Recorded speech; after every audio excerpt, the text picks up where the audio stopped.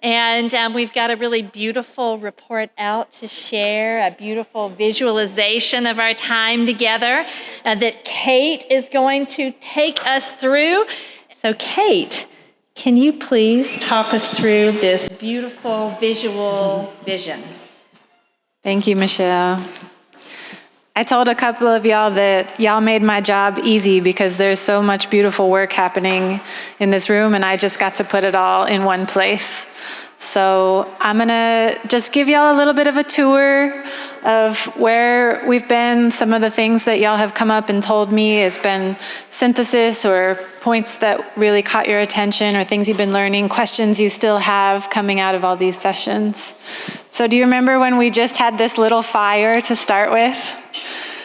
The fire came out of Seth Clark's introduction and land acknowledgement. So being on Muskogee land where fires have been kept for over 10,000 years and really welcoming us into that legacy. There's also a theme of power in the room, of energy, of inspiration. One might say that we're in an inflamed moment culturally, so fire really is holding us at the center of this graphic. And outside of the fire, we've got this landscape of little fires, little stars in the sky. Solar energy is burning from the sun, and so I've got this cosmic sort of anchor of where we are. And I use the color black really intentionally as an artist. I think that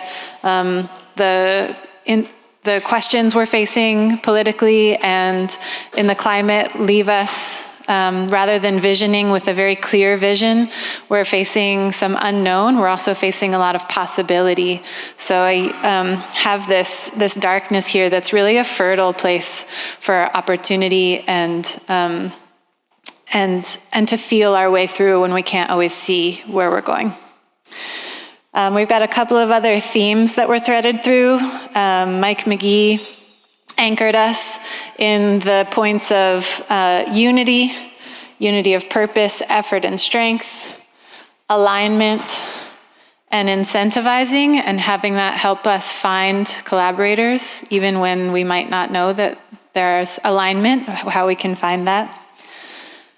We've got early anchoring conversation talking about seeding market transformation. So we got these little underground seeds. Some of the programs in this room will last, some of them won't. Some of them will grow into whole ecosystems, and some of them will stay dormant, but the lasting programs will be scalable, efficient, networked, and joyful. So heard that over and over again. Another really big theme across the day is the ways that our programs are attempting to bridge the gap. So whether it's a gap in the funding, whether it's a gap in who's still needing services, everybody in this room is looking for ways that all of the pieces are here, we just need to put them together. So I thought that was really inspiring.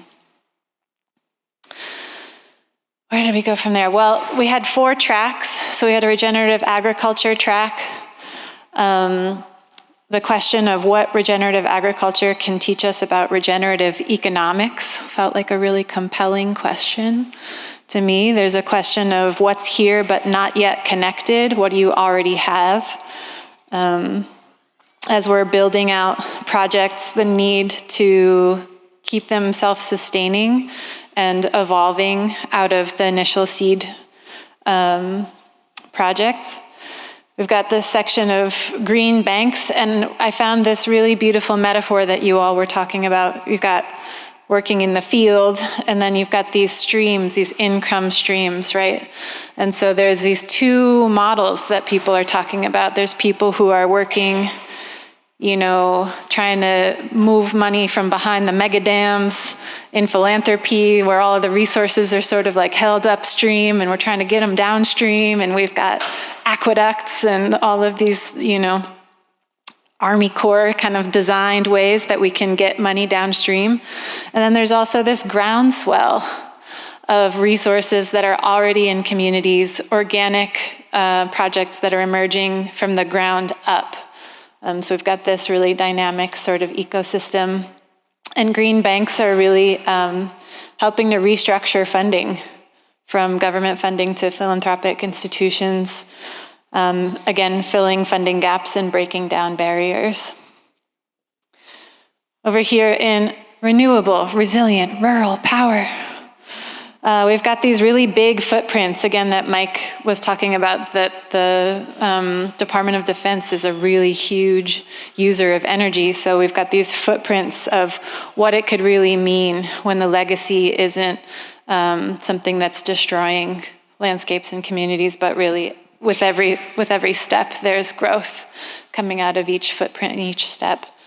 A lot of you talked about resilience hubs, models, and projects that are building towards sustainable systems and responding to climate crises already right now.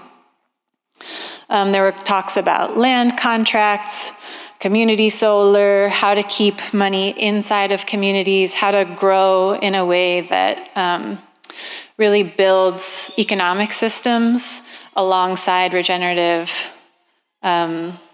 ecological systems and new systems of building power together. Implementation was a really big theme. We've got the B from Michelle's talk this morning. This is a room full of people, of hive mind people who know that each person plays a part, and when we are all doing our part in our own lane, everything can get built beyond what we can do separately. And then in this corner, we've got the Jobs Are Justice track. And this was really informed by some of the work that Dr. McLean has laid out for decades. So we've got, what she was saying yesterday is that inside of, when we center renewable energy, workforce development is really centered inside of renewable energy. So we can be designing renewable energy systems and they'll replicate the current injustices unless we really look at and invest in the communities of people who are going to take these new jobs, who are going to go to invest in the most impacted communities. So I've got these sort of, this electrician sort of held in all kinds of resources. There's the economic resources. There's also the resources of our time. So a lot of the conversations around workforce development, and Dr. Erica Holman-Hill talked a lot about the ways that we can't just hand people lunch and call it community engagement, right? So the gift of our time is just as important of a resource as getting the dollars to these communities, and love too, what we do when we really love the people that we're investing in, and how that changes just how it feels for people and how that really impacts efficacy of some of the programs. We've got this braid, this kind of messy braid that to me speaks to the ways that the work can be messy, it can be complicated, it can be hard to tease apart, and it also is inseparable. All of the elements are inseparable. Ms. Valerie asked, at Ms. Valerie's request, I have the logo of the Eco-Womanist Institute Southeast here. It's both tree and a woman kind of like looking towards the future, out towards the future. I loved this image because as we're talking about filling the gaps, filling the equity gaps, really having a vision of eco-womanism anchoring us towards the future, felt like an anchor point that we can visually return to as we're really looking at who this is for, what kind of social systems get built up alongside physical infrastructure and economic infrastructure. Okay, the last thing that I want to point out, the most special part of this mural, is this contribution from Asim, who's 12.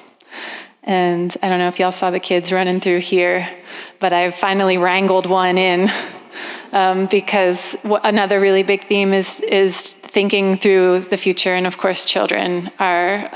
There's no one like a child standing in front of you to, really understand why we're doing this, what futures we're building, and for whom. And so, Asim, without any provocation, drew a self-portrait, and so is another anchor of really who this work is going to benefit when we do it well.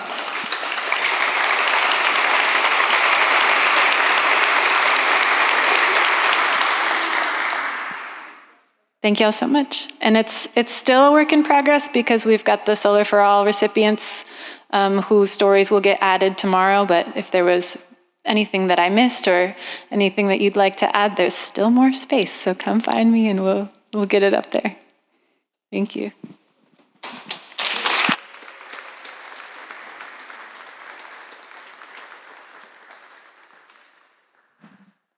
Thank you so much, Kate.